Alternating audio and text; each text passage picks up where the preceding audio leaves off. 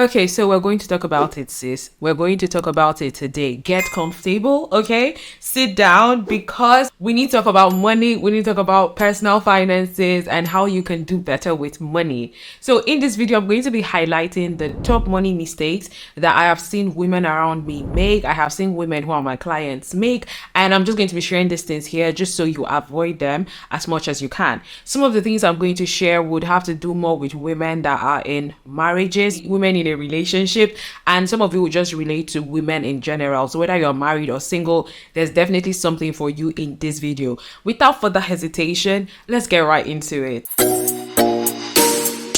So the very first costly mistake that I see women make is not getting involved with the household finances. So if you're married, do you leave the finances of the house to your husband alone? So what I mean is the bills. Do you handle any of the bills, or do you leave everything to your husband? Basically, you relegate the financial responsibility for the home to your husband, and that's because you don't want to be involved in it. Bills are too stressful to handle. My dear, if that's something you've been doing, please stop it from today. You need to be involved in the household finances. You need to know how much you guys are spending on bills. You need to know how much is water, how much is electricity. Has the rent gone up this year? Do you know? Council tax was increased in most areas. Was it increased in your house? Do you know this? You need to be involved in your family finances, the household finances. Do not relegate everything over to your husband. And studies has shown over time that when a woman is widowed, there are lots of financial burdens or financial information that she was never aware of throughout the time of their marriage. Of course, I'm not hoping that anybody will lose their partner, but point is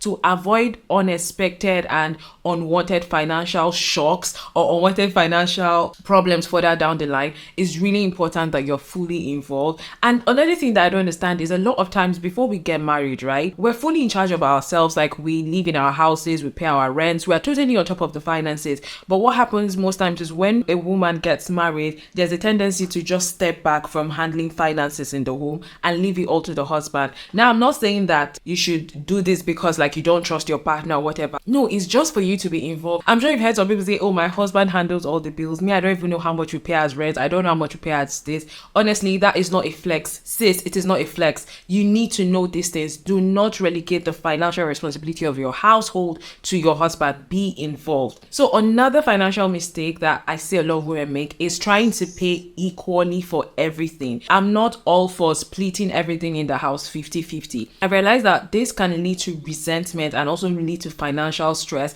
I'm all for women empowerment. I'm all for financial empowerment, but I'm not all for financial burden being split equally without looking at each person's abilities. What you should strive for is to split the financial responsibility equitably. And what this means is that everybody is treated fairly. So if you're earning more, I don't see why you should be contributing the same amount to bills as the person who is earning way less. So you should both look at your earning capabilities or your earning capacities and see how you can divide the household bills amongst, the both of you equitably. So maybe you both decide on a percentage of your income to contribute towards the bills. Maybe when you go on dates, you pay equitably instead of trying to pay everything equally, because sometimes when you do that, you might be shooting yourself in the leg, especially if you're the one with a lower earning capacity. Another money mistake that I see a lot of women make is lending money to friends and family which you cannot afford to lose. I feel like we generally find it, like women in general or women that I know, tend to find it difficult to say no. And that's because like emotions come into play, and you don't know how to say no, because when you say no, it seems like you're not being helpful or you want to be liked. You need to be able to say no, and no is a full sentence, right? Of course, it's okay if every now and then someone reaches out to you for you to lend them money. One-time financial assistance is okay, but when this becomes a habit, something that is always repeating itself, someone is always coming to you to lend them money and then they rarely ever clear the one that you've even borrowed them, then my dear, you need to stop it. So you need to be able to say no. Or if you lend money to family and friends, it should be money that you're willing to lose, money that you can part away with.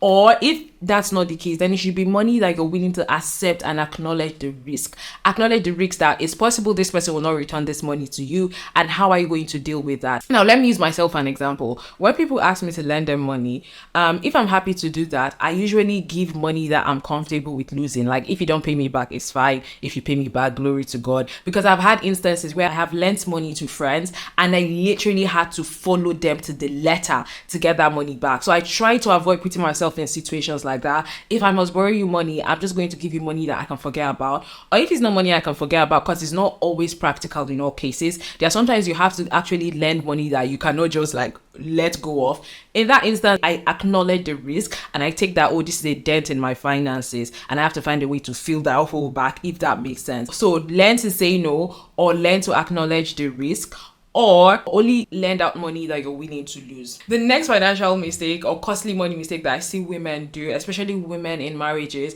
is put all of their money into a joint account. Sis, no, we're not doing that. No. By doing that, you're stripping yourself of financial independence. And statistics has shown over time that women that stay in abusive relationships, they stay because of money. I think apart from the children, right? They stay because of money, because if they leave, they don't know how they are going to survive with the children. They don't know how they are going to take care of themselves financially. So you want to avoid losing your financial independence. If you're married and you want to have a joint account, perfect. That's fine. That's up to you. But you should put a percentage of your money there, or you should only put money for bills there. Like, have a way to handle that, but ensure you retain your personal account and you have money in that account. I'm not saying you should hide your money from your spouse. Definitely not. You can have open, honest conversations about this and be very transparent with your finances. But what I'm saying is, do not strip away your financial independence. A joint account is a good way to manage your money together, but do not put all of your money into a joint account. Retain your personal account and keep money there.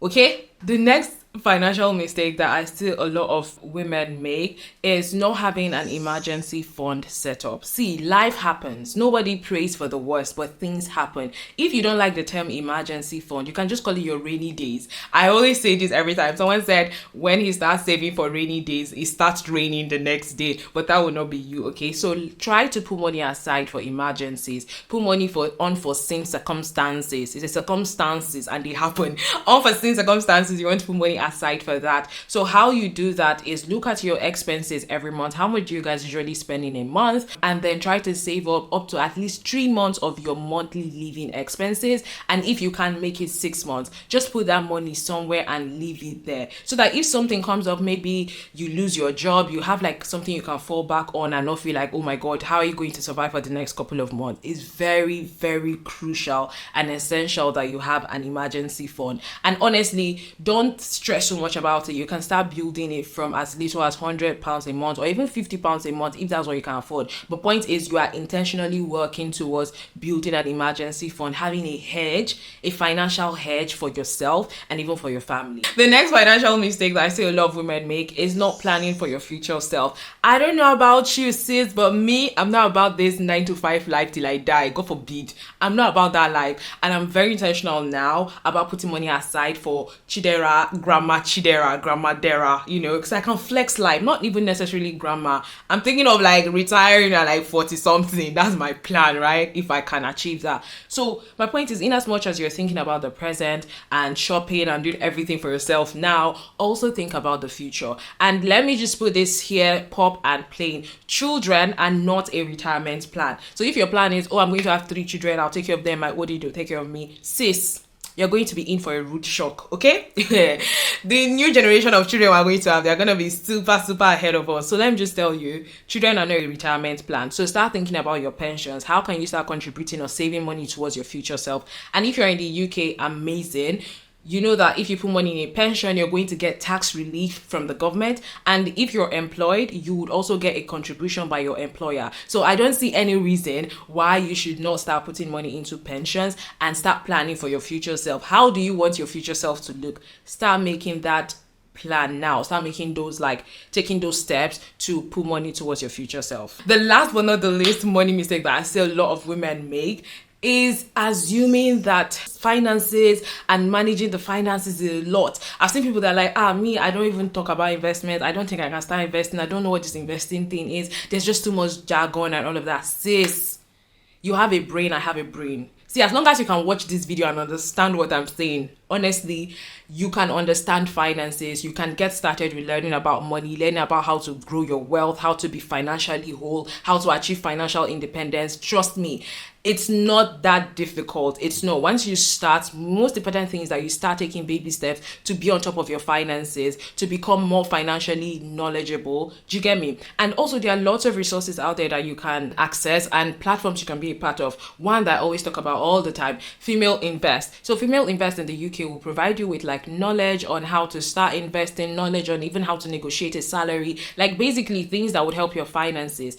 And you can click the link in the description box below. If you sign up, you're going to get 50% off their yearly membership. So make sure to click the link. Another platform that I recently heard about is My Journal app. Basically, this app has lots of bite-sized lessons on different aspects of finances. And the most important thing right now is that they partnered with Wealthify. So if you sign up, you're going to get 1 year free subscription. Now, this is not sponsored by them. I just found out about it and I feel like it's something I can plug you people into. So make sure to sign up on that platform. They have a very intuitive app. You can learn about money, and also as you're learning and completing the courses, you're getting rewards. I can use these rewards to redeem things on the app. My dear, I don't see why you're not already there. So links to Female Invest and links to My Journal app are both in the description box below. I've been talking for a while. I hope you found this video helpful. Let me know what you think in the comment section below. I always read my comments. If you have any suggestions for videos you would like to see me make, leave them down in the comment section and I'll be sure to read it. Till next time, thank you so much for watching. And also, I have a newsletter. You can subscribe to my newsletter on the link in the description box below, and you get all the information and behind the scenes stories that never make it to YouTube. Thank you so much for watching. Bye bye. Mwah.